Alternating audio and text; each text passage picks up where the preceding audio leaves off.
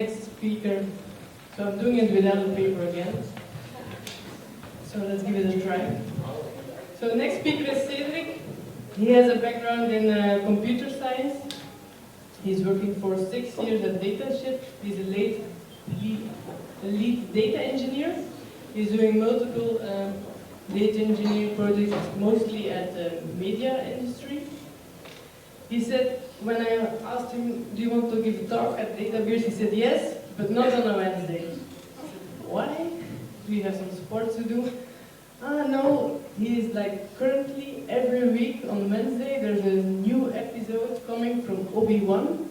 So I never heard about that before, but apparently he's a huge Star Wars fan. He also likes cars. His favorite car is the Citroën C3. Yeah. No, that I don't know, I forgot to ask. His favorite beer is a Houten Carlo, dus whiskey infused. And he's going to talk about large data sets, challenges and solutions in the cloud. Yeah.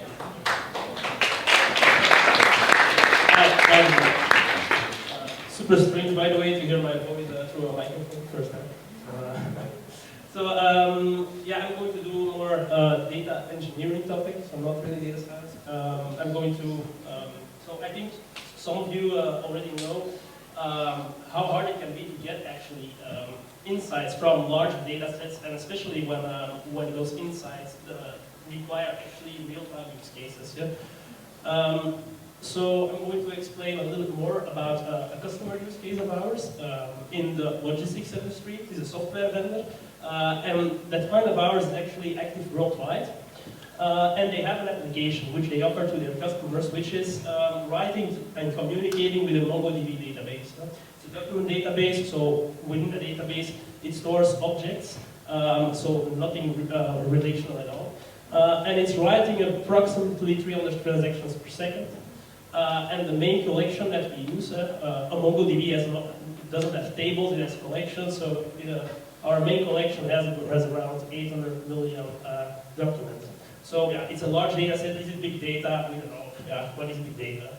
So basically, another part, I almost forgot it, but the main part actually where we worked on is the dashboarding part of the application itself. So they offer a dashboard to their clients, which is actually giving them like KPIs about, for example, number of rounds, number of deliveries and stuff like that, but it's all aggregated. Yeah?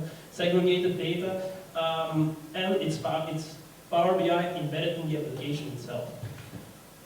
So now the next question is, what was actually the business case? What problem was the business actually encountering? Yeah? So their customer base was growing actually, and so was the load on the MongoDB itself. Yeah? And yeah, the application was glitching, and they had to shut down the dashboard completely for their customers because yeah, it was failures were encountering and stuff like that. And actually, it's normal because that document database is totally not developed to perform those aggregated analytical queries. It's more designed to really read single objects and with all their children actually, but not for like aggregated use cases, follow-up use cases. So they needed another way, another solution that would offer actually near real-time insights in a scalable way. So what was actually necessary to tackle this issue? So it was pretty clear that we couldn't connect directly to that MongoDB anymore. It was causing too much load, of course, so we needed a layer in between. And we decided to work with a relational database in between because a relational database is still the best solution for those analytical queries. Okay?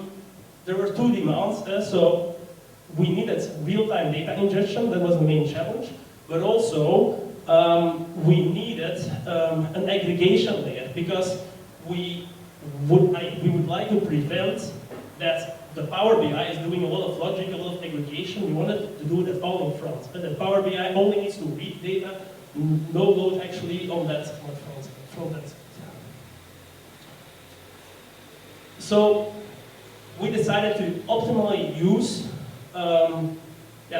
cloud technology, but especially the event-driven features of cloud technology. Yeah? And near real time, so we have that near real time use case, and it also means like a streaming architecture, a streaming use case. And if you think about streaming, you also need to think about the source. Is your source capable of streaming? And with MongoDB, it's pretty easy. You have those change streams, which you can use.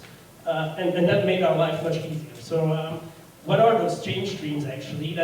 So all the changes that occur in your MongoDB database set events. And those events are captured then by a specific target location. Yeah. Before the cloud arrived, you spoke about streaming use cases. It was sometimes kind of a hassle because you needed to configure a Kafka cluster and all that kind of stuff. But now we could really benefit from those serverless cloud services. Yeah? So yeah, a little explanation about what is on serverless. And with serverless, you don't need to worry about that underlying architecture and the resources that are into it. In this use case, we use Azure, especially because our customer also already had some use cases on Azure.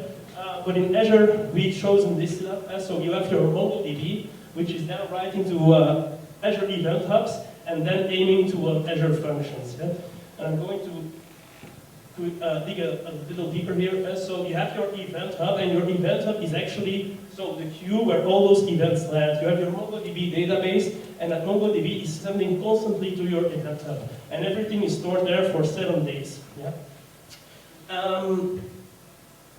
You see here that your event also has like a destination, and that is then your Azure function, and your Azure function is like a compute engine where you can actually run like Python, JavaScript, C, PHP, all you want, and we actually run there a Python backend, which was actually handling all those transactions and then writing away to a SQL Server database. Yeah? So what's important to know about Azure function that it's really made to work in an event-driven way. One function execution can only last maximum 10 minutes. So, and it also has auto-scaling capabilities to handle the complex. So I already said so what is this Azure function doing? It's writing to this relational database layer, which is now in between Power BI and the initial MongoDB. Yeah? And in the beginning, when we just arrived at this customer, this was actually a direct link between MongoDB and Power BI. And it's writing everything into a normalized data model directly here in Azure SQL, in the Azure SQL database. So that makes it really easy to immediately use that data for reporting use cases and all those other things. Because it's only parsing the necessary fields also out of those large documents. Yeah? Then, this is actually the final step. You have the consumption layer from Power BI. And that is this one. And it's actually all stored on that SQL Server database, and it has 2 layers. You have that normalized data model, which is actually the landing zone, and there the data is real-time, just ingested. And then you also have those indexed views, and those indexed views are already aggregated, actually. And they're pretty handy in Microsoft because they're also automatically refreshed. Yeah? They are refreshed in like mini batches. So you have your aggregated data almost real-time available in Power BI, without actually loading on your source system, which is MongoDB. That was actually the lesson that our client learned in a hard way, that you can never run such analytical questions, actually, and analytical insights on that source. So that was it, actually. So, any questions?